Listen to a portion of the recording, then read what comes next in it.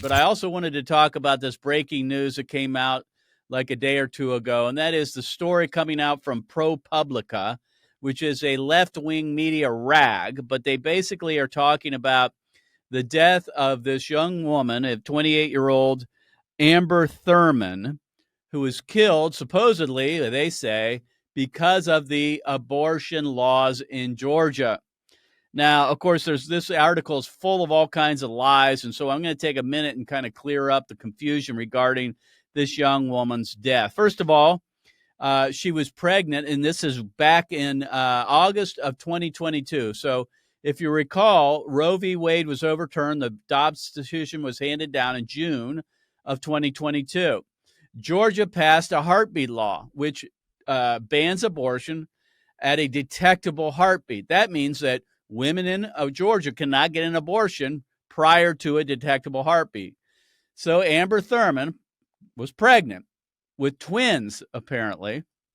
And instead of being able to have an abortion in Georgia, she traveled across state lines and took the abortion pill. Now, here's the chronology. So June 2022, Roe was overturned. On August 16th, she went to North Carolina. She took the first drug, which is mifepristone. What that does is starves the baby. She was given the second drug. She took that the next day as she went back to Georgia on August 17, and that's misoprostol, which expels the baby. It induces labor. Unfortunately, the babies, they died, but they were not expelled as part of the abortion. Normally that happens. They abort into a toilet, typically, in their own apartment or home. That didn't happen. So she began to have bleeding because it was an incomplete abortion. And she went to the hospital, went to the emergency room, was admitted, and apparently she also had an infection or sepsis, and that took place on August 18. So she immediately went to the hospital. She had an infection, and normally what would happen if the doctors were on top of things is they would perform a D&C immediately, an emergency D&C, dilation and curettage. Now, people say, well, you can't do that in Georgia. Well, yes, you can. You can only the D&C procedure cannot be used to kill a live child. And that's why that procedure was not used or couldn't be used. And that's why she went to North Carolina.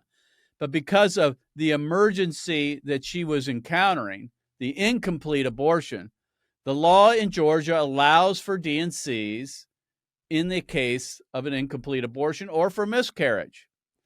But they didn't do it. And she began to have worsening conditions. And then she was admitted into the hospital, not just from the ER.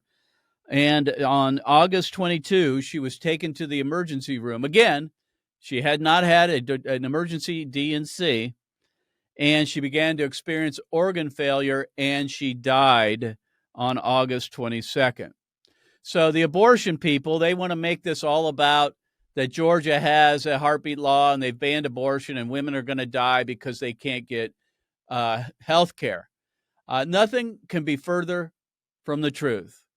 This woman had to travel across state lines. That is true because abortion is illegal, at least to a detectable heartbeat in Georgia. That is true. That's the current scenario. But she could get the abortion. She did. She returned back to Georgia. And because of the complications of the abortion pill, let's get this right. Because the abortion pill is unsafe, her twins died but were not expelled. And she was, the babies were inside of her dead, and she had an infection, and that led to sepsis, which led to organ failure, which led to her death. This is not an issue of that the laws in Georgia killed her.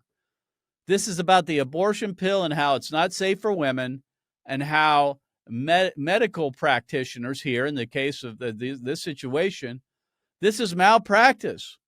Christina Francis, and if you would pop this up, this is a story on lifenews.com. Christina Francis is a good friend of Created Equal. She's an OBGYN, and she is involved in very involved in the pro-life movement, and she basically outlines what should have been done in this article.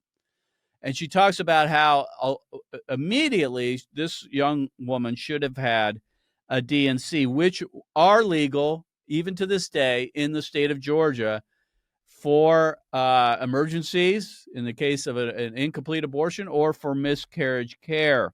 So if this woman would have got proper treatment in Georgia, she'd be alive today. Now, the babies are dead. Nobody talks about them, right? I mean, that's what really happened here. Those children are dead because of the abortion pill. Nobody talks about the abortions. They just talk about this young woman who died. Now, just to wrap this up, this story is going to be on almost every TV ad in every state where they have a constitutional amendment on the ballot coming up in September or in November. You can bet on it. They're going to take this and use this and lie about it and say, this is what will happen if you do not vote yes on the whatever amendment is, whether it's in Florida or Nevada or Colorado, Missouri, or what have you.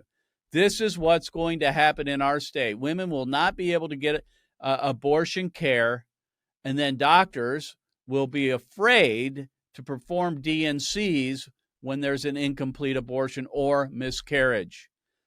They are going to fearmonger like crazy. Just mark my words, this is going to make it into ads in these states. And those who are running these coalitions in these states better be ready to have an ad to be able to drop to be able to address this, because if they don't, this could be devastating to the case that we're trying to make in these states to defeat these constitutional amendments expanding abortion up to the very moment of birth. To summarize, Amber Thurman died not because of the laws in Georgia that prohibit abortion up to a detectable heartbeat.